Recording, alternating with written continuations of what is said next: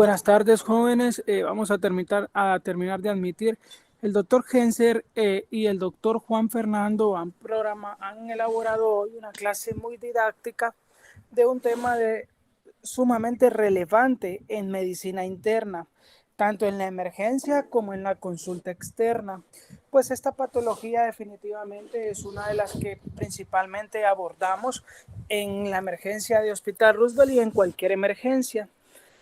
Eh, la última vez platicábamos de un paciente que llegó a la emergencia. Yo llegué a choque y estaba el doctor encargado del área de choque, el interno, enseñándoles a los médicos de cuarto año, o sea, a ustedes, cómo era el manejo de estos pacientes con convulsiones o epilepsia.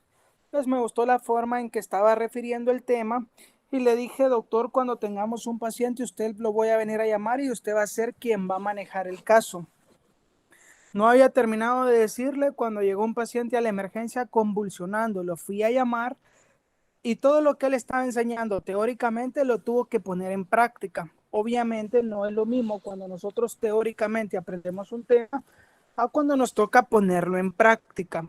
¿Por qué hago esta introducción? Porque Genser y Juan Fernando prepararon una clase sumamente didáctica donde ustedes, aparte de aprender lo que su libro de texto les indica, van a aprender muchas cosas del manejo práctico de la patología.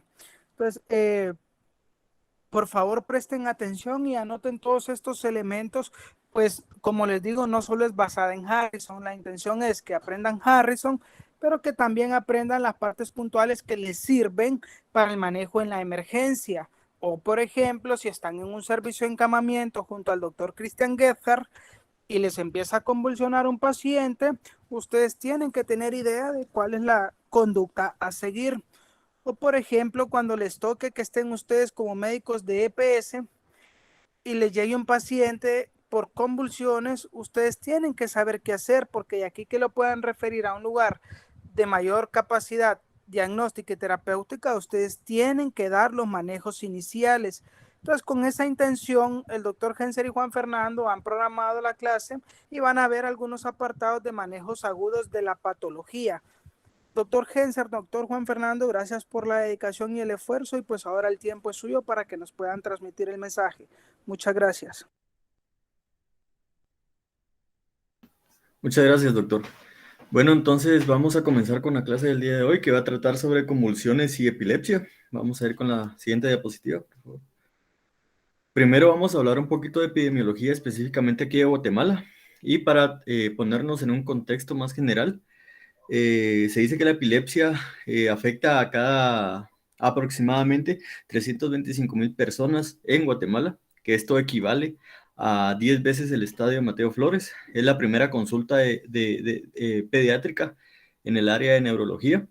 13 es el número aproximado de estatus epilépticos al mes. 30% es el porcentaje de pacientes refractarios que están en tratamiento. 20% de los niños internados en la unidad de cuidados intensivos, si no estoy mal, en terapia intensiva con problemas neurológicos son epilépticos.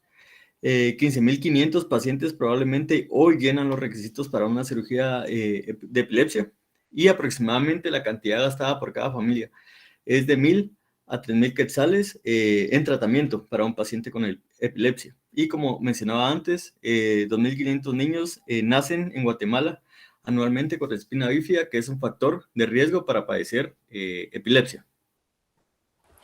A Genser y a Juan Fernando les llamó mucho la atención estos datos que mostraron anteriormente. Todos los que hemos visto a una familia que tiene un paciente con un cuadro de epilepsia o convulsiones, van a darse cuenta que son visitadores frecuentes de las urgencias, de las emergencias. Hay siempre alguien debe estar acompañando a esta persona porque en el momento que empiece a convulsionar tiene mucho riesgo. Los que pasen por cirugía, por las diferentes áreas, van a ver que en ocasiones llegan pacientes que convulsionaron mientras cocinaban y llegan quemados, convulsionaron mientras hacían un trabajo específico y llegan complicados por algún trauma o traumas importantes. Las convulsiones realmente cambian la vida de las personas, cambian el estado de las familias y generalmente representan un compromiso y una carga en cuanto al cuidado muy importante para los familiares y los pacientes. Ustedes vean qué interesante esta gráfica que nos muestran los doctores y vean lo interesante que dice que de 1.000 a 3.000 quetzales mensuales gasta cada familia para el tratamiento.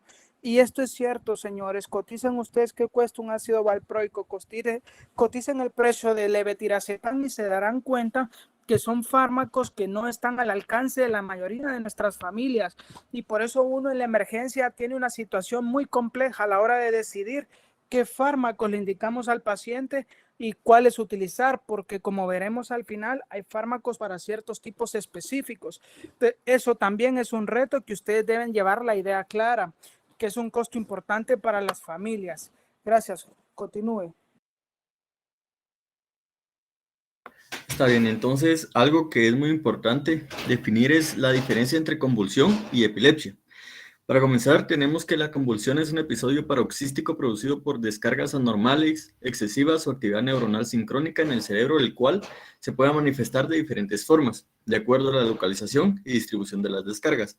Estas manifestaciones pueden ir desde las manifestaciones más llamativas, que son las motoras, obviamente, o en manifestaciones más subjetivas, como algunas veces parestesias o vértigo. La epilepsia, en cambio, es un trastorno en el que una persona tiene convulsiones o crisis recurrentes debido a una afectación crónica ya establecida. Esto significa, por ejemplo, que una persona que convulsionó o que tiene convulsiones recurrentes por situaciones corregibles no específicamente tiene epilepsia, solo son convulsiones aisladas. Bueno, pero existen otros casos en donde una persona que haya convulsionado solo una vez y tiene manifestaciones clínicas y hallazgos encefalográficos que sí pueden dar el diagnóstico específicamente de epilepsia, aunque solo haya convulsionado una vez. La siguiente diapositiva, por favor. Ahora vamos a ir con la clasificación de las convulsiones. Esta clasificación es muy importante para dirigir la estrategia diagnóstica, la terapéutica, y también es útil para brindar información acerca del pronóstico del paciente. Esta clasificación nos la da la Asociación de Clasificación de Terminología de la Liga Internacional contra la Epilepsia, y es una versión modificada de 2017, la cual clasifica las convulsiones en convulsiones focales y convulsiones generalizadas. Las convulsiones focales a su vez se subclasifican en convulsiones focales sin alteración de la conciencia y convulsiones focales con alteración de la conciencia. En cambio, las convulsiones generalizadas se subdividen también en espasmos epilépticos, convulsiones de ausencia típica, crisis convulsivas tónico-clónicas, convulsiones mioclónicas, convulsiones de ausencia atípica y convulsiones atónicas.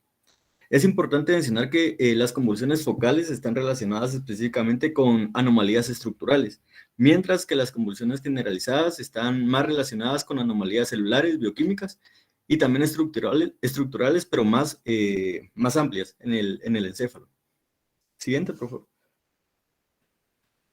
Muy bien, entonces vamos a ver la primera clasificación, que son las convulsiones focales. Entonces, para esto, vamos a ver que las convulsiones focales se originan en una red neuronal, ya sea localizada o circunscrita en una región cerebral, pero estas también pueden tener una distribución más amplia, siempre y cuando estén en un mismo hemisferio cerebral. Eso es lo que las va a diferenciar de las convulsiones generalizadas.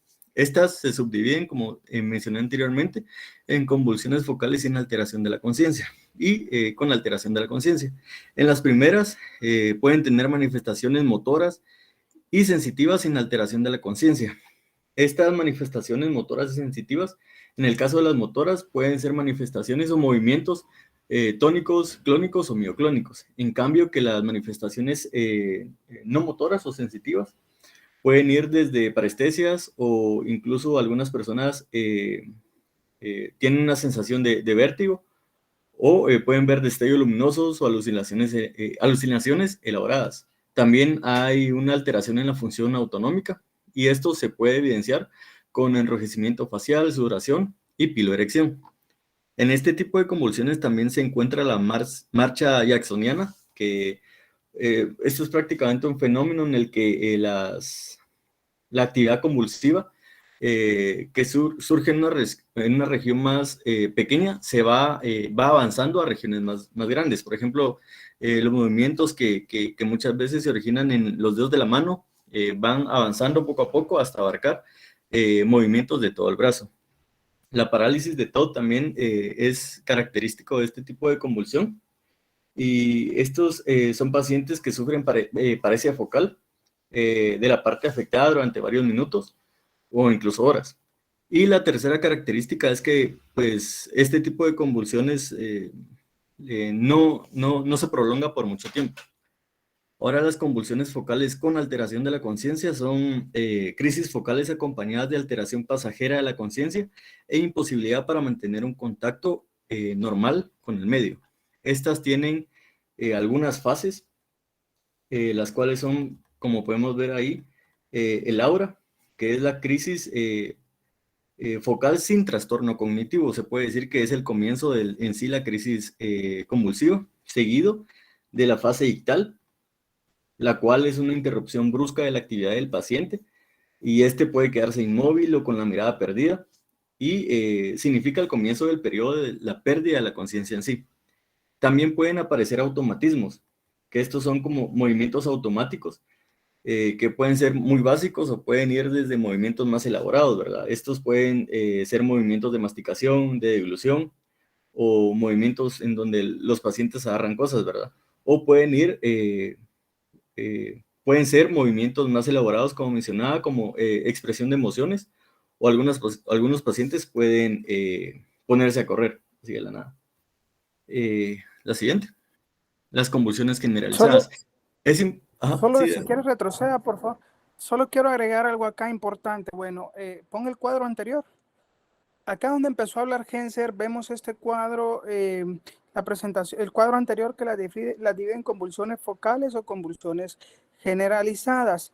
Cuando hablamos de convulsiones generalizadas, jóvenes, son aquellas que se producen, como dijeron los doctores, por una afectación difusa prácticamente de toda la región encefálica. Cuando hablamos de convulsiones focales, son aquellas que se producen básicamente por lesiones localizadas o estructuralmente específicas. Entonces, eso hace la diferencia. Ahora, cuando hablamos de convulsiones generalizadas, pues va a explicar como bien vi ahorita Genser y como bien vieron ustedes, y vamos a entender bien esto. Ahora, las convulsiones focales, como él las clasifica ahí, pueden conciencia y con alteración de la conciencia. Del siguiente, por favor, la que está después de esta. Cuando nosotros hablamos que son sin alteración de la conciencia, es que se manifiestan con las características clínicas que están acá. Es decir, van a haber pacientes, por ejemplo, marcha jacksoniana, que le empieza a convulsionar el dedo y esta convulsión se extiende a la mano, después al brazo, pero son focalizadas. Es una parte específica. El paciente en todo momento está alerta. Esa es una importante característica. Ahora, lo que dice parálisis de Todd es una manifestación motora. Van a ver muchas veces que un paciente posterior a una convulsión llega a la emergencia en el estado posictal y nosotros nos damos cuenta que no puede movilizar la mitad del cuerpo o está paralizado de una mitad del cuerpo. Muchas veces confundimos esto con que el paciente tuvo un derrame cerebral y se le focalizó una parte del cuerpo, que es lo que normalmente pasa. Por eso tenemos que conocer este tipo de convulsión y que más que una convulsión es una complicación y se llama parálisis de Todd. Producto de la convulsión, el paciente de forma transitoria, escuchen bien porque es transitorio, queda paralizado de la mitad del cuerpo, pero posteriormente cuando termine el periodo posictal va a recuperar la movilidad de las extremidades del hemicuerpo afectado. Esa complicación es la parálisis de Todd. No lo olviden porque lo van a ver con cierta regularidad. Y cuando hablamos de aquellas focales que es cierto empezaron en una parte específica del cuerpo, pero luego tuvieron alteración del estado de conciencia. Antes estas se llamaban generalizadas. Y ven que al igual que otros cuadros clínicos neurológicos pueden tener aura. El paciente percibe que va a convulsionar, empieza a ver destellos luminosos. Muchos pacientes tienen olores desagradables, lo que se conoce como cacosmia, previo a convulsionar, o incluso pueden tener algún tipo de alucinación o alteración en la percepción. Eso es las auras más comunes en los pacientes que convulsionan, ¿verdad? Nada más apoyando esta parte, Genser, pero va muy bien. Continúe. Gracias, doctor. Bueno, ahora en las convulsiones generalizadas, antes de pasar a este punto, es importante mencionar que algunas veces las convulsiones focales se pueden volver generalizadas y esta evolución se observa más frecuentemente en caso de en donde las crisis focales se originan en el lóbulo frontal. Ahora ya viendo las convulsiones generalizadas, estas son crisis que se originan en algún punto del encéfalo, pero se conectan de inmediato y con rapidez a redes neuronales de ambos hemisferios cerebrales. Entonces, esta igual se subdivide en varios tipos. Vamos con el primer tipo, que sería convulsiones de ausencia típica. Y esta está caracterizada por breves y repentinos lapsos de pérdida de conciencia sin pérdida del control postural. Esta es más común en la niñez, en las edades de 4 a 10 años o al principio de la adolescencia. En ocasiones, en este tipo de convulsiones se producen ciertas crisis en el día, pero el niño pues, no se da cuenta que las está padeciendo, ¿verdad? El segundo tipo son las crisis de ausencia típica. Estas son de mayor duración y tienen un comienzo y final menos brusco. No responden bien a la farmacoterapia anticonvulsiva. Estas suelen acompañarse de anomalías estructurales difusas o multifocales del cerebro. Y muchas veces también se acompañan de otros trastornos neurológicos como retraso mental. Con las crisis convulsivas tónico-clónicas, estas pues, tienen un inicio, en el inicio es una contracción tónica de los músculos de todo el cuerpo seguidos de periodos de relajación muscular. Es el tipo de crisis más frecuente en trastornos metabólicos. En esta también se puede alterar la respiración, las secreciones se acumulan en la orofaringe y el paciente se puede tornar cianótico. Con la cuarta, que serían las convulsiones atónicas, en esta hay pérdida del tono muscular de inicio parcial o generalizado con alteración del estado de conciencia, sin confusión posictal y relajación de esfínteres. En las convulsiones mioclónicas, estas son sacudidas súbitas parciales o generalizadas del cuerpo, seguida de una pérdida del estado de conciencia. En las convulsiones mioclónicas, estas están relacionadas con trastornos metabólicos, enfermedades degenerativas del sistema nervioso central o lesiones cerebrales anóxicas. Y están los espasmos epilépticos, que estas son flexión o extensión sostenida breve de músculos, principalmente proximales, incluidos los del tronco. En la siguiente, por favor. Ahora vamos con los síndromes epilépticos. Permítame, Genser, disculpe. Permítame, si quiere pongamos el cuadro anterior solo para apoyarlo. Bueno, aquí Genser y Juan les explican muy bien cuáles son las clasificaciones actuales de las convulsiones generalizadas. Como les decía al inicio, generalizadas es porque se distribuyen por toda la región encefálica y generalmente se acompañan de alteración de estado de alerta.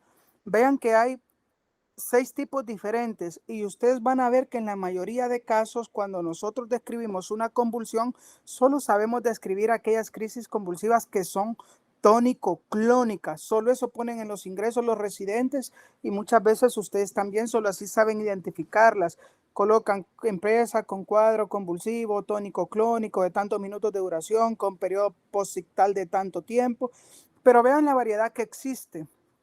Las crisis convulsivas generalizadas denominadas de gran mal son las tónico-clónicas y las que se denominan de pequeño mal son las de ausencia. Las crisis de ausencia es muy difícil identificarlas. Como dijo Genser, se presentan en niños, pero también hay adultos que llega a la familiar y dice, doctor, mi hija se está quedando de forma repentina distraída o se queda ida o refieren no me responde. Por momentos como que se desorienta o se desconecta, doctor. Así lo refieren. Entonces ustedes tienen que aprender a identificar que también existen crisis de ausencia, donde lo único que sucede es que la persona literalmente se desconecta del ambiente externo y no responde. Cuando vuelve en sí o termina la convulsión, el paciente no es capaz de recordar el evento que sucedió. Las tónico-clónicas definitivamente se caracterizan porque son los movimientos tónicos y clónicos del brazo, se ponen duros y empiezan a tener movimientos involuntarios repetitivos que son los movimientos clónicos. Esta es la que en la mayoría de casos vamos a ver, es la que se denomina de gran mal. Pero verán ustedes que muchas veces llegan pacientes que están simulando una convulsión y la única que saben simular es esta, la tónico-clónico. Pero ¿cuáles son las características que a nosotros nos permiten diferenciar? Ya dijo claramente Genser que hay automatismos. Estos pacientes tienen automatismos, se ponen hipertensos, se ponen taquicárdicos, elevan su lactato, pierden el control de esfínteres y no recuerdan lo que sucedió. Entonces, hay pacientes que quieren llegar imitando una convulsión, ustedes le detienen el brazo y deja de moverlo. Un paciente convulsionando no puede dejar de mover las extremidades porque son movimientos involuntarios, ya sabemos. Aparte, se pone hipertenso, se le sube la frecuencia cardíaca. Si ustedes hacen unos gases, van a ver que el lactato está elevado, cosas que no pasan en un paciente que no está convulsionando. Entonces, son elementos que a ustedes les pueden servir para diferenciar una crisis de gran mal de una persona que está fingiendo un cuadro convulsivo. Las atónicas, que son estos pacientes que de forma transitoria van caminando y de repente pierden el tono postural y caen desvanecidos al suelo. Se levantan sin recordar lo que sucedió. Estas es importante diferenciarlas del síncope. Y por eso, como causa de síncope, existen las causas neurológicas que tenemos que estudiar. Por eso a un paciente con un síncope hay que mandarlo a hacer un electroencefalograma dentro de los estudios diferenciales, porque hay causas neurológicas como estas que pueden causar un síncope, ¿verdad? El espasmo epiléptico, estos pacientes se ponen tan rígidos los músculos vulvares que hasta tienen un estridor o un chillido convulsivo, un chillido epiléptico, le llaman, que es cuando los músculos de la faringe y la laringe se cierran. Entonces, nada más para apoyar y aportar un poco del conocimiento en lo que los doctores ya previamente explicaron. Gracias, Genser. Gracias, doctor. Ahora, para ver los síndromes epilépticos hay que ver en qué se relacionan todos estos, ¿verdad? Y bueno, estos síndromes son trastornos en los que la epilepsia es una manifestación predominante y en los que hay pruebas suficientes como manifestaciones clínicas, electroencefalográficas, radiológicas o genéticas que sugieren un mecanismo subyacente en común. Como primer síndrome tenemos la epilepsia mioclónica juvenil. Si podemos pasar a la siguiente diapositiva, por favor. Bueno, este es un trastorno epiléptico generalizado de causa desconocida que aparece al inicio de la adolescencia y se caracteriza por sacudidas mioclónicas bilaterales, únicas o repetitivas. Son más frecuentes en la mañana y pueden ser desencadenadas por privación de sueño. No se pierde la conciencia a menos que la mioclonía sea intensa y generalmente existe un antecedente familiar de epilepsia. La siguiente. El síndrome de Lennox-Gastaut. Se trata de una respuesta inespecífica del cerebro a una lesión neuronal difusa. Estas lesiones, como podemos, bueno, esta afecta a niños, está presente la triada que es múltiples tipos de crisis. Esta crisis a menudo pueden ser convulsiones generalizadas tónico-clónicas, crisis atónicas o ausencias atípicas. También podemos observar descargas de espiga y ondas lentas de menos de 3 Hz y alteración de la función cognitiva en la mayoría de los casos. Este síndrome está asociado a enfermedad o disfunción del sistema nervioso central. Entre estas alteraciones están mutaciones de novo, anomalías del desarrollo, hipoxia o isquemia perinatal, traumatismos, infección y otras lesiones adquiridas. El siguiente, por favor. Genser, aquí nada más. ¿Ustedes ya pasaron pediatría, Genser? No, aún no, doctor. Dele El para otro año. atrás. Ok. ¿Cuál es la triada característica del síndrome de Lennox-Gastaut? Serían múltiples tipos de crisis, descarga de espiga y ondas lentas y alteración de la función cognitiva en la mayoría de los casos. Ok, entonces, ¿qué sucede con estos pacientes? Cuando pasan pediatría van a haber muchos de estos pacientes y a la emergencia y a los intensivos de pacientes mayores de 12 años, esta es la principal causa por la que nos llegan. Y como dijo Genser, la principal característica de estos es alteración de la función cognitiva en la mayoría de los casos. Son aquellos niños que tuvieron algún tipo de asfixia perinatal o que por alguna razón tienen parálisis cerebral infantil o retraso psicomotor asociado Y son estos niños que desarrollan el síndrome de Lennox-Gastaut. Ustedes van a ver que tienen la característica esta que dijimos y aparte tienen múltiples tipos de crisis. Pueden convulsionar como ausencia, como tónico-clónicas, como atónicas, diferentes tipos. Pero la salvedad y lo más importante de reconocer en el síndrome de Lennox-Gastaut es que estos niños jóvenes pueden convulsionar hasta 60 veces al día. Entonces, recuerden ustedes que por cada evento convulsivo que una persona sufra, tiene pérdida de sustancia neuronal cerebral, ¿verdad? Imagínense estos niños que ya tienen retraso psicomotor, que aparte convulsionen hasta 60 veces al día. Esto es una tragedia y estos pacientes llegan con frecuencia a la emergencia y hay que ventilarlos. El síndrome de Lennox-Gastaut existe, jóvenes, es frecuente, lo van a ver más en la pediatría, pero la triada característica que dijo Genser es lo que ustedes deben valorar y saber que convulsionan hasta más de 60 veces al día. Es sumamente difícil de controlar sus convulsiones, al igual que la patología próxima que Genser va a presentar.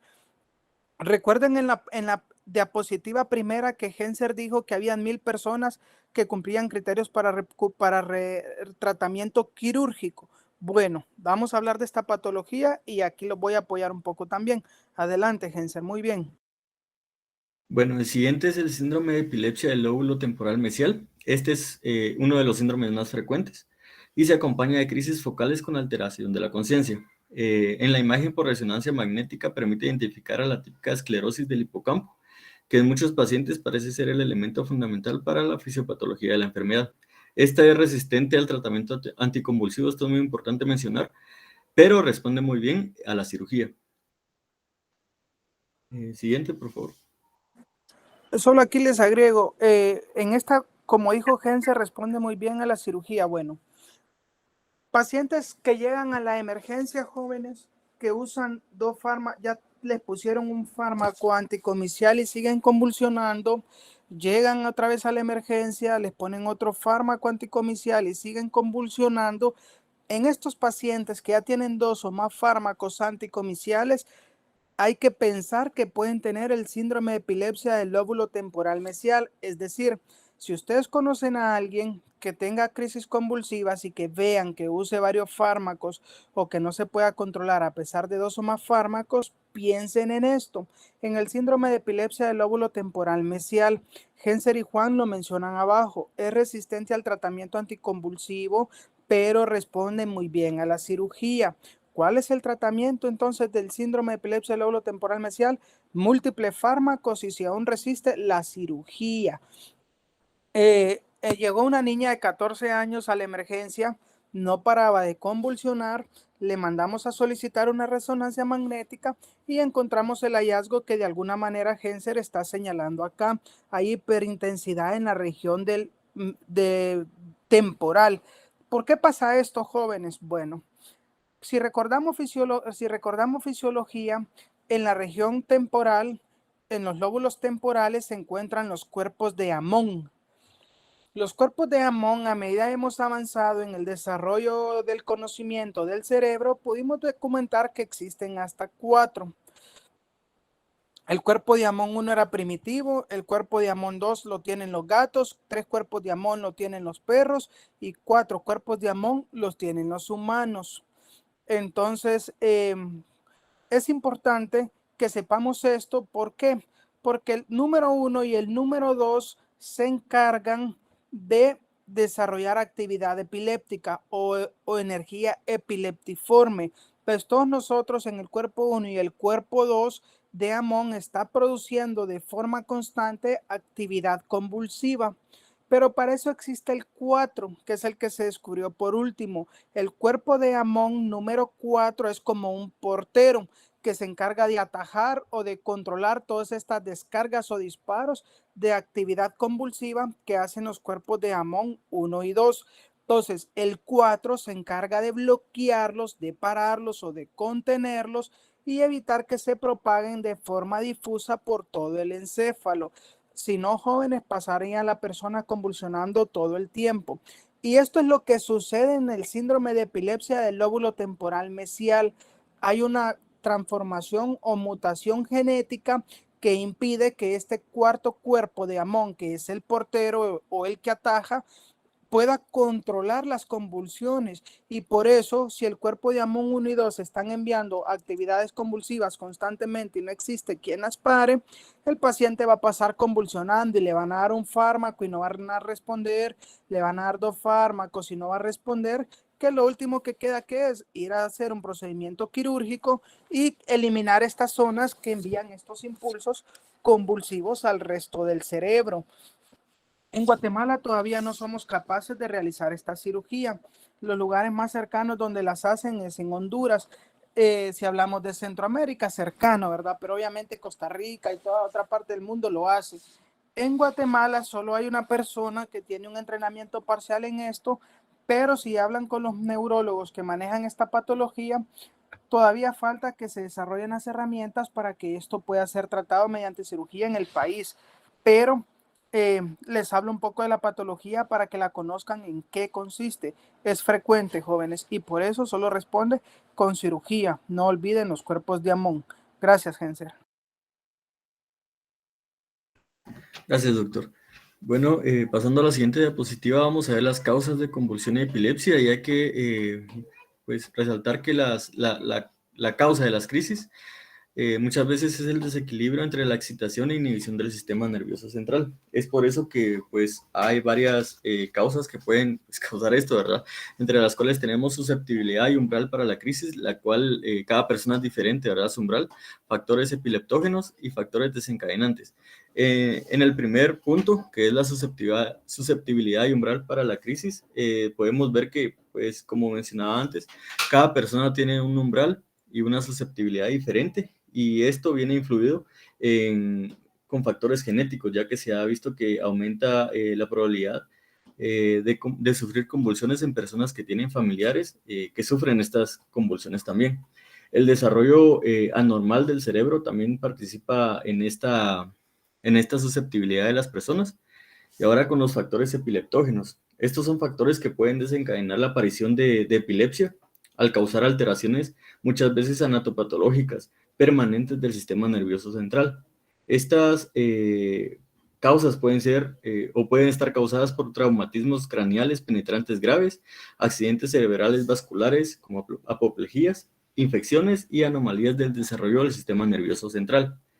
Y los factores desencadenantes. Estos factores pueden desencadenar las convulsiones en pacientes con epilepsia establecida o en pacientes con crisis aisladas. Estos pueden ser factores como privación del sueño, cambios hormonales o estrés psicológico. A la siguiente, por favor.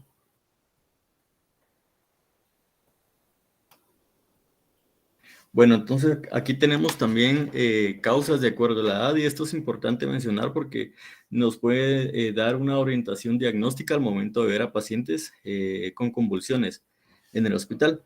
Y solo vamos a leer algunas. Por ejemplo, en neonatos menores de un mes, las causas pueden ser hipoxia o isquemia perinatal, hemorragia y traumatismo intracraneal, infecciones del sistema nervioso central, trastornos metabólicos como hipoglucemia, hipocalcemia, hipomagnesemia, deficiencia de piridoxina, abstinencia de drogas, trastornos del desarrollo o trastornos genéticos. En lactantes y niños mayores de un mes y menores de 12 años están las crisis febriles, trastornos genéticos como metabólicos, degenerativos, síndromes epilépticos primarios, infección del sistema nervioso central, trastornos del desarrollo y traumatismos. En adolescentes, en personas de 12 a 18 años, están los traumatismos, trastornos genéticos, infecciones, consumo de drogas de abuso y tumores cerebrales. En adultos jóvenes están los traumatismos, abstinencia de alcohol, consumo de drogas de abuso, tumores cerebrales o autoanticuerpos. Y otras causas en adultos mayores de 35 años está la enfermedad cerebrovascular, tumor cerebral, abstinencia alcohólica, trastornos metabólicos, enfermedad de Alzheimer y otras enfermedades del sistema nervioso central. Y también autoanticuerpos. La siguiente, por favor. Ahora los estudios del paciente. La anamnesis es muchas veces esencial para el diagnóstico, ¿verdad? Entonces, es esencial una anamnesis detallada, ya que en muchos casos el diagnóstico de la convulsión se basa solo en la sintomatología. También tenemos que investigar factores de riesgo y factores desencadenantes como los mencionados anteriormente. La exploración física general comprende la búsqueda de signos de infección o de enfermedades sistémicas y se debe realizar una exploración neurológica completa en todos los pacientes que se presenten a la emergencia con convulsiones. Siguiente, por favor. Ahora las pruebas de laboratorio. Esto es algo práctico que nosotros hacemos. Nos llega un paciente a la emergencia y generalmente la mayoría tienen una causa. Un buen porcentaje es que han tenido traumas cráneoencefálicos y llegan a la emergencia convulsionando. La carta de presentación de las masas normalmente es convulsiones, de las masas en cabeza, en cerebro, ¿verdad? Normalmente su tarjeta de presentación son las convulsiones. Entonces, por eso es importante que siempre hagamos un análisis o una indagación de todos los factores de riesgo o desencadenantes que un paciente puede tener. Gracias. Gracias, doctora. Ahora con las pruebas de laboratorio están indicadas los análisis de rutina. Estos análisis pues nos van a servir para buscar alteraciones metabólicas más frecuentes como alteración de los electrolitos, de la glucosa, del calcio y el magnesio. Los análisis toxicológicos en sangre y orina, también sobre todo en pacientes en donde no se ha identificado ningún factor desencadenante. La punción lumbar está indicada si existe alguna sospecha de meningitis o encefalitis. Y es fijo, es obligatoria hacerle en pacientes infectados con VIH. Y las pruebas de anticuerpos, que son pruebas en suero y en líquido cefalorraquídeo. Y deben considerarse en pacientes que aparecen con una forma agresiva de las convulsiones. Siguiente, por favor. Ahora, con los estudios electrofisiológicos. Estos pues son estudios que nos van a ayudar en el diagnóstico. La actividad eléctrica del cerebro es fácil de registrar con electrodos colocados en la piel cabelluda. Todo individuo con un probable trastorno convulsivo debe ser sometido a una valoración electroencefalográfica tan pronto como sea posible. Al valorar a la persona en quien se sospecha epilepsia, es posible hacer el diagnóstico por la presencia de actividad convulsiva electrográfica durante el episodio, es decir, actividad rítmica, repetitiva y anormal que tiene comienzo y terminación repentinos. El electroencefalograma también es útil en el periodo interictal, que es el periodo entre cada convulsión, al detectar algunas anomalías que refuerzan el diagnóstico de epilepsia. La actividad epileptiforme consiste en andonadas de descargas anormales que contienen espigas u ondas agudas. La siguiente, por favor. Y están los estudios de imagen cerebral. En todos los pacientes con convulsiones de inicio reciente se debe realizar una prueba de imagen para determinar si existe una anomalía estructural subyacente causante de las convulsiones. En la imagen por resonancia magnética esta es mejor que la TC para la detección de lesiones cerebrales asociadas a la epilepsia. En algunos casos, la MRI identifica lesiones como tumores, malformaciones vasculares u otros procesos patológicos que exigen un tratamiento inmediato. En todo paciente jóvenes que les llegue a la emergencia sin una causa conocida de convulsión, estamos en la obligación de realizar un estudio de imagen. El Roosevelt todavía no tiene resonancia, sin embargo, a final de este año vamos a hacer el primer hospital de la nación, de la red pública, con resonancia magnética. Ya están a punto de instalarla, pero sí tenemos tomografía cerebral y lo primero que hacemos es tienen que hacer un estudio de imagen de todo paciente que llegue convulsionando sin una causa aparente o sin una historia previa de convulsión. Entonces, si a ustedes les consulta a alguien por convulsión, tienen que hacer todo lo que ya les enseñó Genser, ver el examen físico, ver los analíticos de laboratorio, pedir un estudio de imagen y un electroencefalograma, ¿verdad? Son los 4 pilares del análisis y buscando la causa del por qué su paciente está convulsionando. Si sus laboratorios salen normales, si al examen físico y al interrogatorio no hay nada importante y los estudios de imagen son negativos, pero con un electroencefalograma positivo, ahí entonces ya podríamos empezar a clasificar a nuestro paciente como un paciente con epilepsia. Ahora, si en la tomografía le sale, por ejemplo, una masa cerebral, una hemorragia, una malformación congénita, tenemos una causa estructural que nos explique la convulsión. Entonces, ¿qué debemos hacer? Revertir esa causa o ese factor desencadenante. Por eso es importante hacer un estudio de imagen como les está enseñando Genser acá. Entonces, cuando le llegue un paciente y les digan, mira, hay que hacerle tomografía, bueno, ustedes ya no van a esperar que alguien se las pida. Ustedes ya van a saber que si llegó convulsionando a la emergencia por primera vez, es obligatorio estudiar por qué con una tomografía, ¿verdad? Gracias, Genser. Bueno, luego tenemos los diagnósticos diferenciales. El problema de diagnóstico más frecuente es el síncope, distinguir entre un síncope y una crisis generalizada.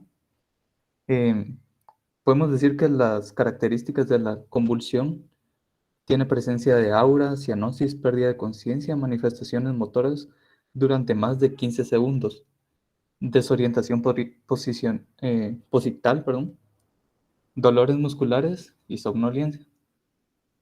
Por el contrario, es más probable que se trate de un síncope en- eh, si el episodio ha sido provocado por un dolor agudo, por ansiedad, o si se ha producido inmediatamente después de levantarse de la posición de cúbito o sentado. Los pacientes que han sufrido un síncope suelen describir una transición entre el estado normal de conciencia y una pérdida de conciencia. eh, y dentro de las características está una cefalea o la incontinencia, suelen sugerir una convulsión, pero algunas veces también eh, acompañan un síncope. Es frecuente que al inicio de un síncope exista un periodo breve de 1 a 10 segundos. Los síncopes pueden ser causados por un síncope vasovagal, arritmia cardíaca, cardiopatía valvular, insuficiencia cardíaca o hipotensión ortostática. Otro diagnóstico diferencial Juan, pueden ser los... permítame, disculpe, Juan, perdón. Eh, Gracias, Juan. Bueno, Juan acá les está mostrando para que no avancemos a otro punto. Disculpe que le interrumpa ahorita, Juan, solo es para dejar más claro todavía lo que usted ya muy bien expuso. Yo les mencioné en algún momento de la plática que el síncope era factor diferencial de una convulsión, ¿de acuerdo? Y ahorita los doctores también lo están reforzando. Juan perfectamente les acaba de mencionar cuáles son las causas que nosotros debemos evaluar en un síncope, pero para que les quede más claro, ordenémoslas en 4 grupos generales. Si nosotros pensamos que lo que el paciente tuvo fue un síncope y no una convulsión, dentro del síncope hay 4 causas. Recuerden primero que la diferencia entre síncope y lipotimia es que en el síncope la persona se desmaya, pero tiene alterado el estado de alerta. Juan mencionó. En la lipotimia, el paciente sí no pierde el estado de alerta, solo tiene una pérdida del estado postural. Ahora bien, ¿cuáles son las 4 causas que nosotros debemos investigar en un paciente que sospechemos un síncope? Ya dijo él, ortostatismo es la primera causa. El síndrome vasovagal, ya lo dijo él también, es otra causa. Neurológico, ya lo había mencionado yo, y las convulsiones son una causa que debemos descartar dentro del síncope, y él dijo varias patologías que las debemos englobar dentro de las causas cardíacas. Entonces, esas 4 causas siempre le deben investigar a un paciente con síncope: ortostatismo, vasovagal, neurológicas y cardiológicas. Ahora bien, ¿cuáles son los 4 elementos que nos permiten hacer diferenciación entre una convulsión y un síncope? No lo olviden, hay 4 elementos clásicos que a ustedes, si los buscan en el paciente, les van a permitir hacer la diferencia clínica. ¿Cuáles son? Si hay aura o no.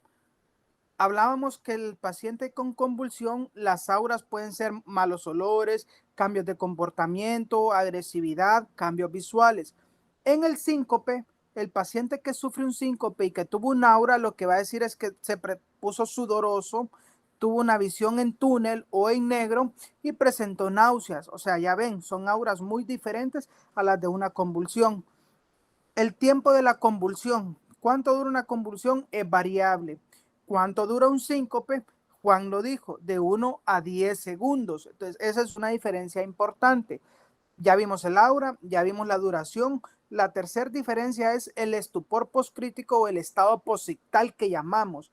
En la convulsión ya sabemos que existe el estado posictal, incluso puede durar más de 30 minutos. Por ejemplo, si presenta parálisis de TOT, esta dura más de 30 minutos. En el síncope no existe un estado posictal y si existe es sumamente breve. Entonces, esa es una tercera diferencia, el estado posictal con su tiempo de duración. Y cuarto, los datos clínicos. En un paciente con convulsiones podemos encontrar que se orinó, tuvo incontinencia, tuvo datos de automatismo o incluso se muerde en la lengua. Un paciente con síncope generalmente va a estar pálido y como estuvo diaforético van a encontrar la piel húmeda.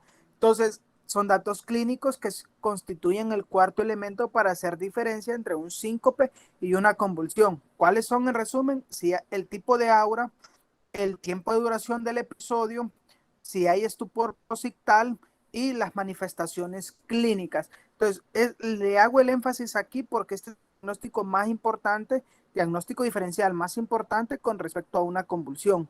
Gracias, Juan. Gracias, doctor. Otro diagnóstico diferencial pueden ser las convulsiones psicógenas. Hay que tomar en cuenta ciertos comportamientos como los giros de cabeza de lado a lado, los movimientos amplios y asimétricos de sacudidas de las extremidades, los movimientos de agitación de las cuatro extremidades sin pérdida de conocimiento y movimientos de empuje con la pelvis que se asocian frecuentemente a crisis psicógenas. Otro factor que también puede ser de mucha ayuda para la diferenciación de crisis psicógenas y convulsiones es medir la concentración sérica de prolactina, ya que la mayor parte de las convulsiones generalizadas y muchas de las convulsiones focales se acompañan de la elevación de la prolactina sérica en los 30 minutos siguientes al periodo de convulsión. Otros, otros diagnósticos diferenciales también son los trastornos psicológicos, trastornos metabólicos, fármacos psicoactivos como alucinógenos, eh, otros tipos de migraña, isquemia cerebral transitoria, trastornos del sueño, trastornos del movimiento y trastornos especiales de los niños como sonambulismo, episodios de contención de la respiración, vértigo paroxístico benigno. Luego para el tratamiento tenemos tres pilares, iniciando por el tratamiento de los procesos subyacentes.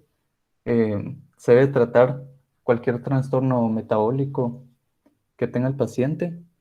Eh, si está el uso de algún medicamento como la teofilina, hay que suspenderlo, o alguna droga ilegal como la cocaína.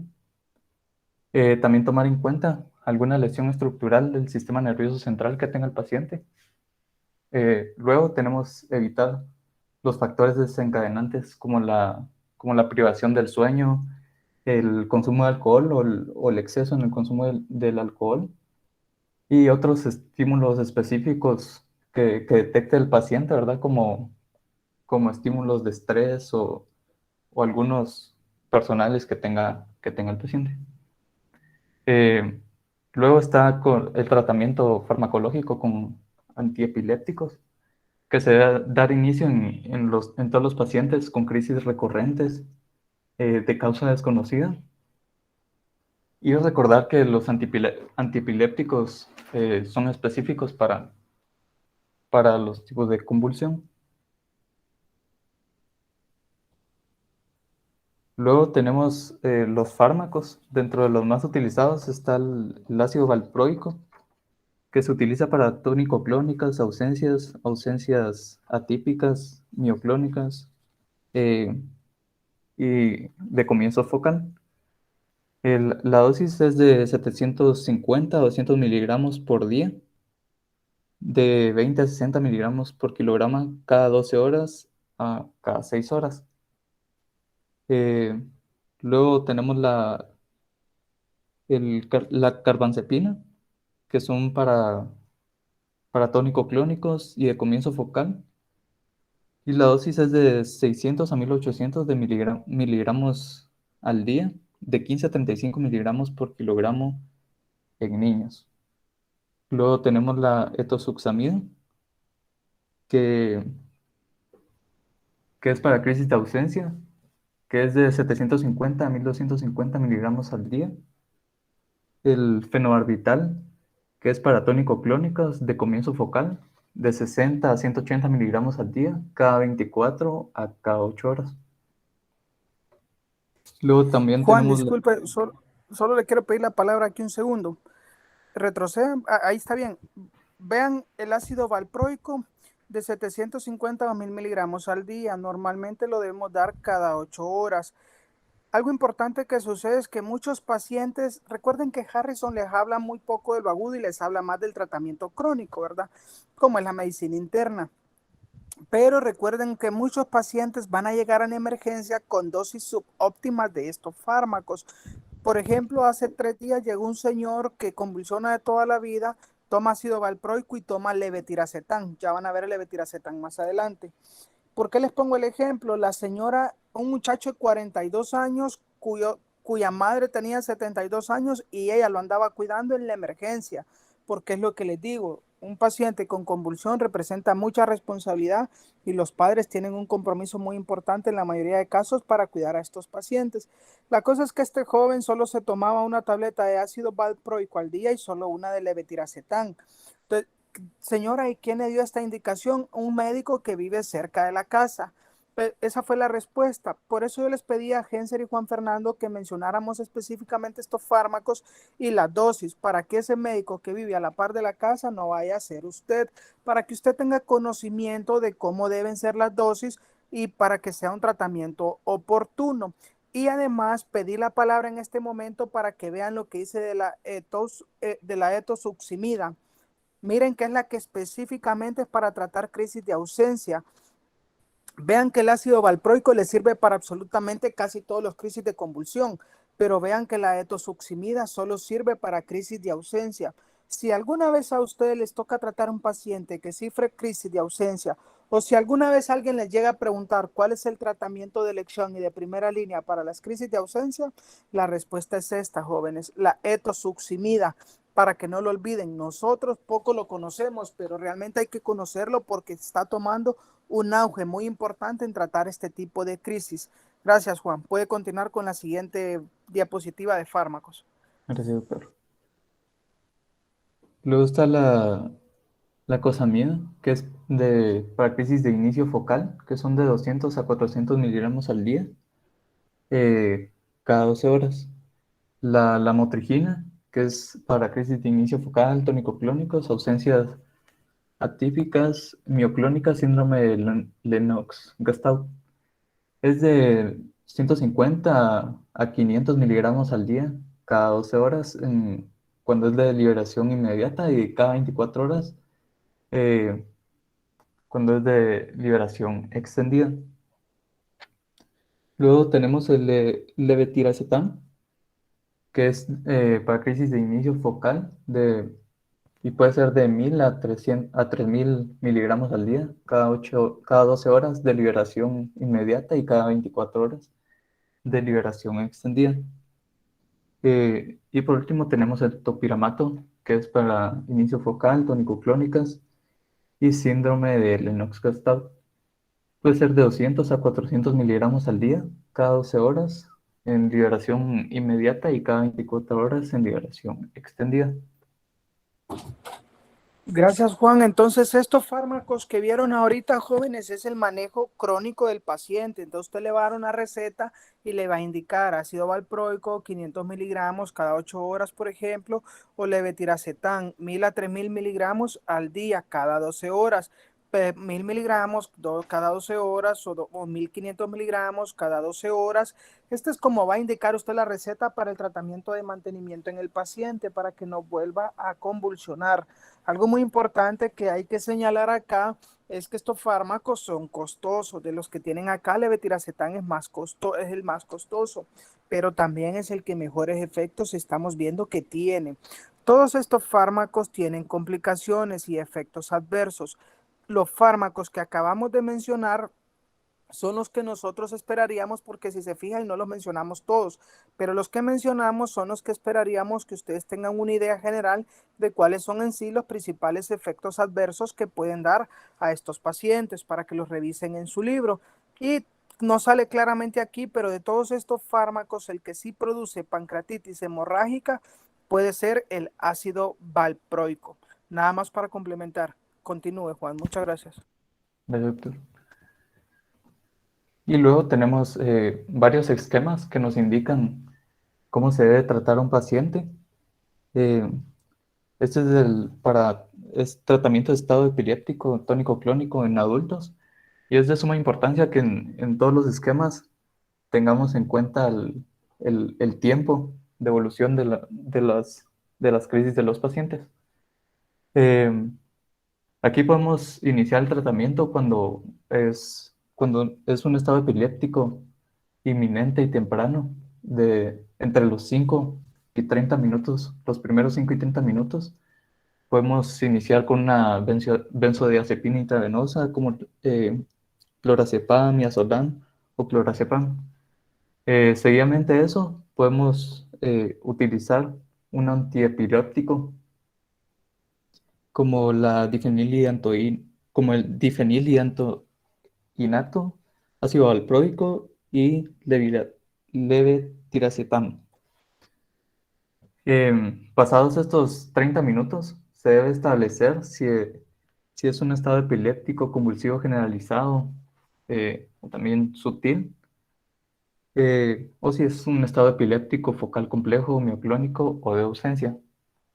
Eh, se empieza a utilizar un midazolam o propofol en el estado convulsivo generalizado, o si es un estado focal complejo, se utiliza un antiepiléptico como el ácido valproico, levetiracetam, lacosamida, topiramato y pregabalina. Pasado este tiempo, si ya han pasado más de 48 horas, pues el tratamiento es un pentobarbital y se pueden utilizar otros medicamentos. También otros anestésicos o se puede llegar a una estrategia quirúrgica como la estimulación del nervio vago, estimulación magnética eh, transcraneal, o una terapia electroconvulsiva. Luego tenemos este otro esquema que también se basa en el tiempo. Eh, este incluye desde el minuto cero, en que nosotros podemos ver a un paciente que está teniendo una crisis. Y lo más importante siempre es el ABC, las vías aéreas, respiración y circulación. Eh, Iniciar los tests de laboratorio inmediatamente, luego de tiamina intravenosa y seguido de dextrosa. Llegando a los 10 minutos, podemos empezar el tratamiento con lorazepam o midazolam. Luego de esto, entre los 20 y 35 minutos se puede iniciar con fenitoína o fosfenitoína. Luego en la etapa 3, pasados unos 35 minutos, llegando a 90 minutos, se inicia con midazolam o propofol y pasados los 90 minutos se utiliza un pentobarbital. Gracias, Juan. Le voy a apoyar en esta parte porque esta parte es muy importante. Es lo que vamos a hacer nosotros ahora en la diapositiva anterior. Y esta ya Juan cambió de hablar del tratamiento crónico, que eran los cuadros de Harrison, al tratamiento agudo. Vamos a ver, Gretel, usted me puede ayudar ahorita en la clase. Gretel Susana.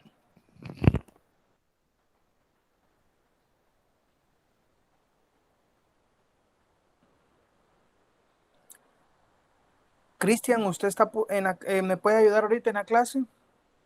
Cristian Samayoa.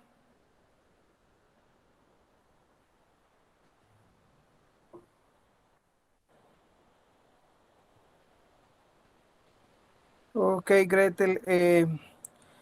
Vamos a ver, Cristian se desconectó cuando le pregunté. Vamos a ver Es que quiero que esta parte es bien importante que la comprendan, porque de nada sirve que los doctores se hayan tomado la molestia de poner el cuadro si no la comprendemos mejor.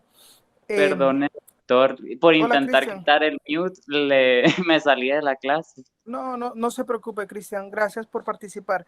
Cristian, Sí, vamos a ver. Llegó un paciente a la emergencia.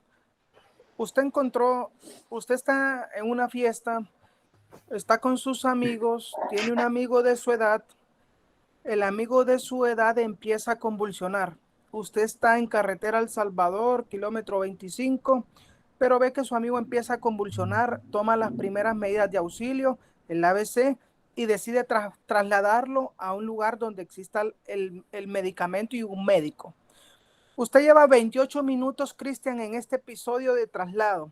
Le quedan 2 minutos para que se cumpla media hora y a partir de la media hora, este que es su mejor amigo va a presentar de forma irreversible daño neurológico permanente. Oigan bien, 30 minutos es el tiempo en el cual, a partir del cual el paciente ya presenta daños neurológicos permanentes. Cristian, tenemos 2 minutos para llevarlo a un lugar donde lo puedan atender. Entonces, Cristian lo trasladó. De minuto 0 al minuto 10, ¿usted qué tiene que hacer en la etapa 1, Cristian? Lo que vemos acá. La sí, vía aérea, de acuerdo, asegurarnos de que la vía aérea esté funcional o cuidarla. de acuerdo, el patrón respiratorio y la circulación, ¿cierto, Cristian? Así es, correcto. Entonces, el ABC, Airway, Breathing, Circulation, el ABC. Ujú. Entonces, en esos primeros 10 minutos tienen que asegurarse de esto, colocarle tiamina seguido de dextrosa. Si pone la dextrosa antes que la tiamina, van a consumir toda la tiamina que pueda haber en reserva. Entonces, ABC le coloca tiamina a su amigo y luego le pone dextrosa. Va. Entonces, Cristian Samayoa llegó al hospital donde lo está esperando Juan Fernando con su mejor amigo. Juan Fernando viene y le dice, bueno, tenemos 2 minutos para parar la convulsión antes de que existan daño neurológico permanente. ¿Cuáles son las opciones que Juan Fernando tiene para parar esta convulsión? Son 3. Primero, va a usar benzodiazepinas y existen 3, ¿verdad, Juan? Puede usar lorazepam 2 a 4 miligramos intravenosos de una vez. Tras que llega, señorita de enfermería, prepáreme lorazepam 4 miligramos y canalíceme al amigo de Cristian. Le pasó los 4 miligramos y con eso bloqueó las convulsiones. El amigo de Cristian dejó de convulsionar. No tienen lorazepam y Juan solo conoce lorazepam. Viene Cristian y recuerda esta clase y le va a decir, mira Juan, pongámosle midazolam. No necesitas canalizar al paciente y se lo puedes poner por vía intramuscular. Señorita de enfermería, tráiganos midazolam 10 miligramos y pongámosle en el brazo o en la nalga a mi amigo, por favor. Entonces, ya vieron que la primera opción, el lorazepam, es intravenoso, no tienen, va, usemos midazolam, 10 miligramos en el músculo. Esto es lo que hacemos en el Roosevelt. En el Roosevelt tenemos los dos, pero cuando les llegue un paciente convulsionando a la emergencia, jóvenes, ustedes ya saben que tienen que pedir lorazepam o midazolam. Si piden lorazepam, van a pedir 4 miligramos y si piden midazolam, 10 miligramos. Listo. Con estrategia de Juan o con estrategia de Cristian, hicieron que su amigo dejara de convulsionar, le evitaron las secuelas neurológicas permanentes. Les dije que habían 3 opciones. ¿Cuál es la tercera? El diazepam. El diazepam, jóvenes, lo pueden aplicar por vía intrarrectal o incluso lo pueden aplicar por vía solo por vía intrarrectal, o sea, intramuscular o intrarrectal. Es otra opción, el diazepam, pero tarda más en hacer efecto. Los 2 recomendados son estos 2. Listo. Se paró transitoriamente la convulsión. Cristian, tu amigo, después de que le pasaron esto a los 10 minutos, volvió a convulsionar. ¿Cuál es el siguiente paso, Cristian? 10 minutos después y vuelve a convulsionar. Ajá, ¿cuál es el siguiente paso, Cristian? Si ya viste que con las benzodiazepinas iniciales no lograste parar la convulsión de forma definitiva. Se procede con fenitoína. Entonces se procede, como dice Cristian, con los fármacos anticonvulsivos de segunda línea. Pero antes de impregnar nuevamente con estos fármacos, ustedes tienen que volver a dar un bolus de estos. Le pueden volver a dar el bolus del lorazepam o el bolus de midazolam, porque estos fármacos con los que Cristian va a impregnar a su amigo no hacen efecto inmediato. Entonces, en lo que estos hacen efecto, Juan le volvió a poner otra dosis de estos fármacos para que dejara de convulsionar en esta segunda ocasión. Y luego ya lo impregnamos. Esta línea que está en donde dice fenitoína, fosfenitoína, que no existe acá, pero existe en Estados Unidos, ácido valproico, fenobarbital o levetiracetam, son los fármacos denominados anticonvulsivos de segunda línea. Ojo, porque la primera línea son las benzodiazepinas que paran la convulsión. ¿Cuáles son los 4 anticonvulsivos recomendados en las últimas guías? Fenitoína, ácido valproico, levetiracetam, y hay un cuarto que lo mencionó ya Juan, que es la lacosamida. La lacosamida. Entonces, cualquiera de estos 4 son fármacos de primera línea que ustedes pueden utilizar. Ok, ahora vamos a la siguiente parte.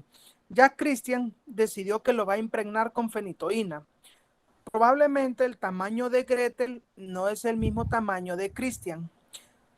En la emergencia, un error muy común que cometemos es decir, pónganle 1 gramo. Ustedes como médicos saben que nada de medicina es receta de cocina. Y 1 gramo puede ser una dosis muy alta para Gretel o una dosis muy baja para Cristian.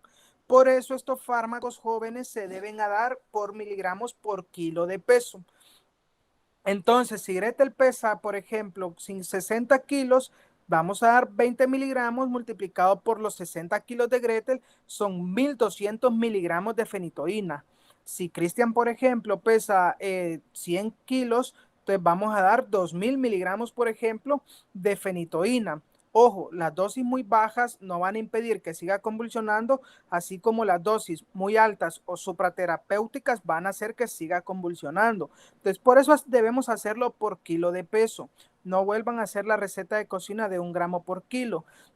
20 miligramos le tocaron 1200 y puede pasar a 50 miligramos por minuto. Entonces, usted le dice, si tiene que pasar 1200, entre 2 son... le dice a la enfermera que le pase 50 miligramos por minuto. Entonces, si va a pasar 1200, prácticamente lo va a pasar a 50. Entonces, ¿cómo le va a poner la orden? Que le pase en 24 minutos, por ejemplo. Y listo, ya le pasó la dosis como debe ser. Ojo, que la fenitoína puede dar arritmias cardíacas, entonces hay que tener cuidado con el fármaco. Pues, ¿cuál es el otro? El ácido valproico. También, miren, de 20 a 30 miligramos por kilo. Entonces, este puede pasar 100 miligramos por minuto. Es decir, que si le van a poner, por ejemplo, a alguien de 60 kilos, 1200 miligramos, que pasen 12 minutos. Miren, no hay ningún problema. Tercer línea, les dije que era levetiracetam. Lo impregnan con 20 a 60 miligramos por kilo también. Este sí debe pasar en más de 15 minutos, miren, pero en media hora ya es suficiente para que pase. Y el cuarto que les mencionaba es la lacosamida. El bolus de lacosamida son 400 miligramos en bolus IV. Entonces, ya Cristian y Juan le pusieron un segundo bolus de benzodiazepina y aparte ya impregnaron con cualquiera de los 4 de primera y de segunda línea al amigo de Cristian. Ya debió dejar de convulsionar. Pero miren que pasan 30 minutos y ya tiene este fármaco, pero sigue convulsionando, jóvenes. Ya este caballero ya no está en un estatus epiléptico, ya está en un estatus epiléptico refractario, como vamos a ver al final, porque no respondió a los fármacos de segunda línea. ¿Cuál es el siguiente paso? Ya esto es lo que nosotros nos encargamos los internistas. Hasta este paso lo pueden hacer en cualquier hospital. Ya inducir sedación con midazolam o propofol, el paciente ya debe estar bajo ventilación mecánica con tubo orotraqueal y lo vamos a sedar. Y el cuarto paso y último, si a pesar de esto no funciona, es el coma barbitúrico, cada vez más en desuso. Pero así es como funcionan las 4 estadios, señores. Entonces, les llega el paciente a la emergencia y tienen 10 minutos para asegurar el ABC, poner tiamina seguido de dextrosa. Luego van a pedirle a enfermería la benzodiazepina y le van a poner el primer bolus. Si convulsiona en los próximos 30 minutos, otro bolus y lo impregnan con los fármacos que ya hablamos. Si a pesar de estos fármacos sigue convulsionando, ya lo dormimos, lo sedamos con midazolam o propofol, ¿verdad? Es así como manejamos los estatus epilépticos en la emergencia y por lo menos hasta el paso de los fármacos de fenitoína, de ácido valproico, levetiracetam o lacosamida, cualquiera de ustedes es capaz de hacerlo, jóvenes. Entonces, espero yo que a partir de esta clase, cualquiera de ustedes lo pueda hacer en la emergencia o en un piso. Gracias, Cristian. Gracias, Juan. Quería aportar en esto nada más porque es una parte fundamental de la clase para que podamos llevarnos la idea clara. Continúe, Juan, y muchas gracias. Gracias, doctor. Bueno, luego están las indicaciones de cómo tratar al paciente con los medicamentos. Hay que recordar que al inicio del tratamiento tenemos que tener en mente el objetivo, que es evitar convulsiones y minimizar efectos secundarios. Y tenemos que tener en mente también que siempre se deben realizar los ajustes para cada paciente, ya que cada quien lo tolera los medicamentos diferentes. Luego de dar inicio al tratamiento está la monitorización, que es tener en cuenta la concentración del medicamento en los pacientes para poder hacer las modificaciones y ajustes. Y también tener en cuenta las frecuencias de las crisis que está teniendo el paciente y los efectos secundarios de cada medicamento. ¿Cuándo podemos suspender un medicamento? Cuando hay control de las convulsiones tratadas por un médico de 1 a 5 años. El tipo de convulsión, ya que las generalizadas tienen mejor pronóstico, un examen neurológico normal, que el paciente no tenga antecedentes familiares y un electroencefalograma normal. ¿Cómo podemos tratar la epilepsia resistente? Eh, Existe dos tipos de tratamiento, uno conservador y otro tratamiento quirúrgico. El conservador es básicamente combinación de fármacos. Los fármacos de primera línea, puede ser fármacos de primera línea más clonazepam o clovazepam, o más valproato y etosuximida. Dentro del tratamiento quirúrgico está la lobectomía temporal, amígdalo-hipocampectomía o resección neocortical localizada. Y otros aspectos que también tenemos que tomar en cuenta con el tratamiento de la epilepsia es la comorbilidad de la epilepsia, ya que muchos de los pacientes con epilepsia son completamente normales entre las crisis y son capaces de llevar eh, una vida normal. Pero algún porcentaje significativo sufre diversos grados de disfunción cognitiva, incluso pueden llegar hasta enfermedad psiquiátrica. Eh, También está la mortalidad por epilepsia, ya que la muerte en estos pacientes puede ser de 2 o 3 veces mayor a cualquier persona en condiciones iguales o similares al paciente. Están los aspectos psicosociales, ya que existen todavía muchos estigmas y muchos pacientes pueden llegar a creer que pueden llegar a un retraso mental por alguna crisis o incluso morir durante una crisis.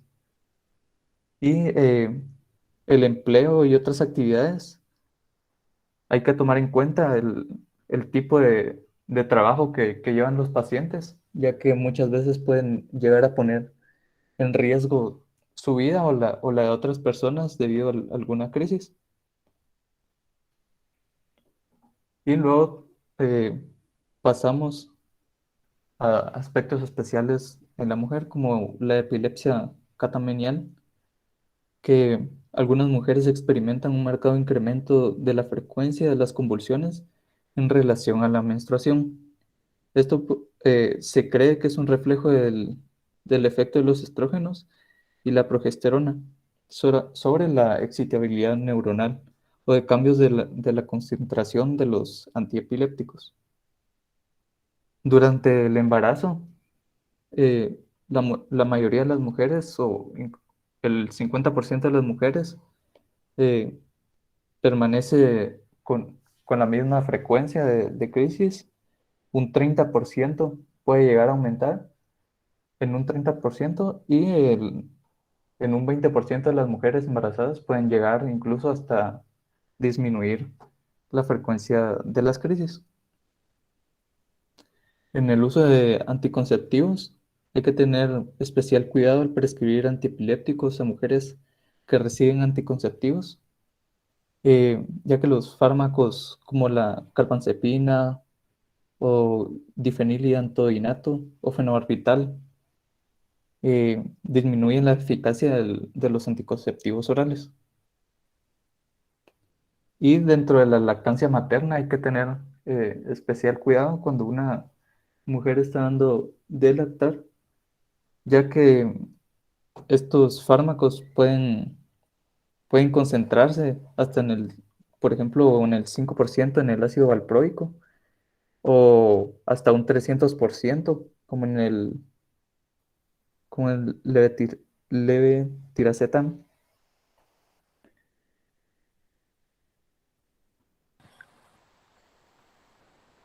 Solo dele para atrás, por favor, disculpe. Aquí los doctores mencionan algo muy importante, jóvenes. La mayoría de fármacos que utilizamos para tratar convulsiones o una buena parte de ellos son fármacos teratogénicos que no se les puede dar a una mujer que esté en edad fértil con la idea de embarazarse. Es muy importante que si conocen a alguien o les toca tratar a un paciente que convulsiona, les hablen claro y le digan que existe un riesgo muy importante si tomando estos fármacos sale embarazada. Por eso estas mujeres deben adoptar un plan anticonceptivo muy importante y periódicamente evaluar la probabilidad de embarazo. Ahora bien, como sabemos que esto es algo complicado de pedir con la idiosincrasia de nuestra población y de nuestros pacientes, entonces lo que debemos hacer es evitar el riesgo. Hay fármacos que están destinados para utilizar en la mujer en edad fértil o con planes de embarazarse. Por eso les decía que ácido valproico, fenitoína, levetiracetam y lacosamida son los 4 fármacos que actualmente se consideran de primera línea. Pero ojo, fenitoína y ácido valproico son teratogénicos, son malos para el producto, para el embarazo. ¿Por qué creen que una mujer cuando convulsiona por preeclampsia o eclampsia en la maternidad dan sulfato de magnesio? Y las guías son muy estrictos o muy precavidos a la hora de pedir o recomendar que usemos fenitoína para tratar una convulsión en una eclampsia, por esto mismo, y por los mecanismos que se da también. Ahora bien, fenitoína y ácido valproico de los 4 fármacos que mencionamos son teratogénicos por excelencia. Entonces, si usted conoce a alguien a quien le va a dar un fármaco que está en edad fértil o con plan de embarazarse, utilice la cosamida o levetiracetam o incluso el topiramato, que son fármacos no teratogénicos y que se pueden utilizar en mujeres en edad fértil o que planean embarazarse, ¿verdad? Por eso es que la lacosamida y que el ácido y que el levetiracetam han entrado con mucho auge como fármacos de primera línea porque son fármacos muy nobles para tratar a estos pacientes también. Entonces, eso es muy importante lo que Juan y Genser acaban de mencionar. Ojo con las pacientes con idea de embarazarse o en edad fértil con estos fármacos. Recomendable los que les mencioné. Hoy sí la siguiente, por favor. Le pedí a los doctores que agregáramos este cuadro que viene a continuación, que es como el protocolo de manejo de los pacientes. Juan, no sé si usted quiere mencionar algo o lo apoyo yo.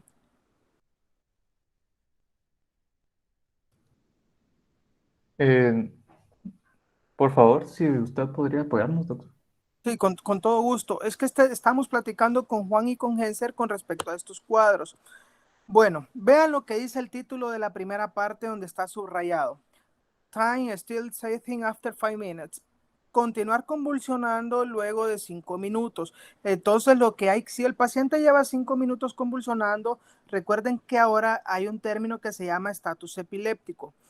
Si el paciente lleva 5 minutos convulsionando y la convulsión no para o presenta varias convulsiones sin recuperar el estado de alerta en medio de estas, ya se define como un estatus epiléptico.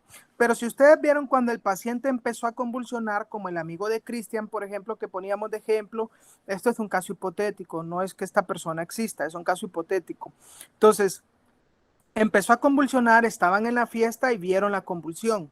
¿Cuál es el primer paso? Pues ya vimos ABC, la tiamina y la glucosa. Hay que colocar oxígeno, miren jóvenes, para mantener una saturación adecuada y los 100 miligramos en bolus de tiamina previo a la dextrosa, como ya mencionaron ellos perfectamente. Lorazepam, midazolam y diazepam son las opciones que tenemos, miren, para parar la convulsión.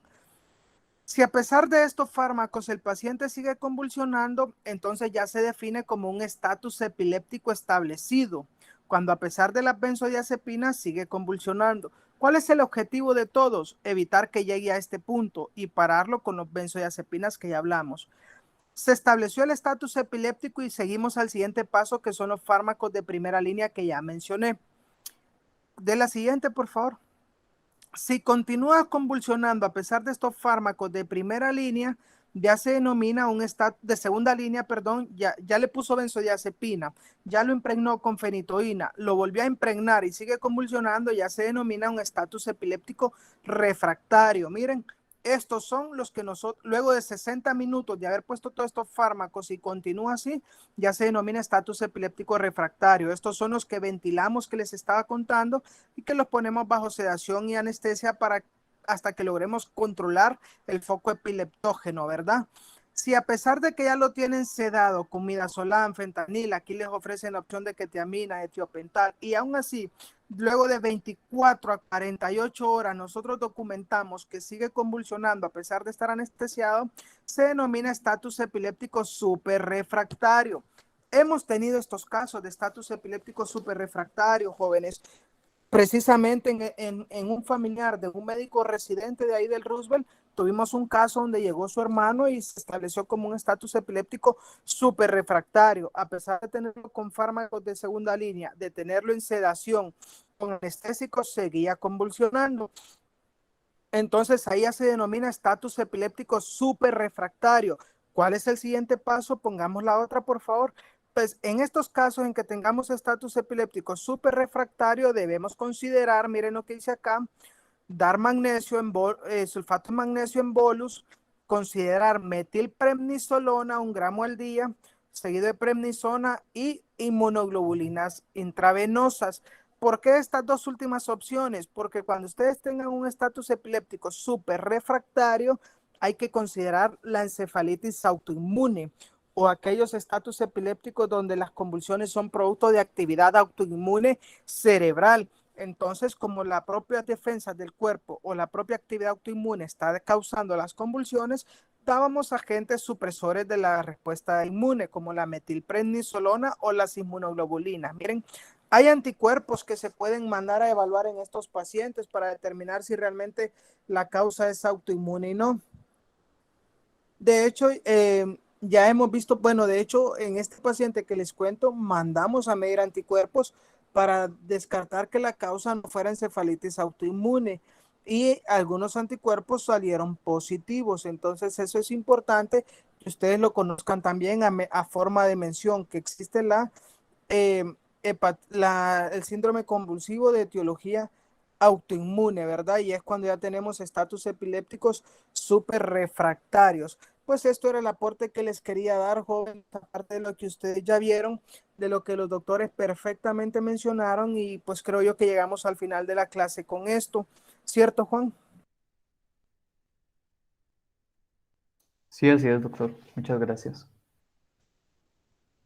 Bueno, las gracias son para ustedes, jóvenes. Ha sido una clase muy completa, con mucho material, contenido didáctico y un tema que definitivamente no es fácil de condensar. Entonces, tratamos de hacerlo lo más completa posible para beneficio de ustedes. Si alguno de los doctores, estudiantes del Roosevelt o estudiantes de Antigua tienen alguna pregunta, alguna duda, nosotros con todo gusto la podemos responder a partir de ahorita. Muchas gracias.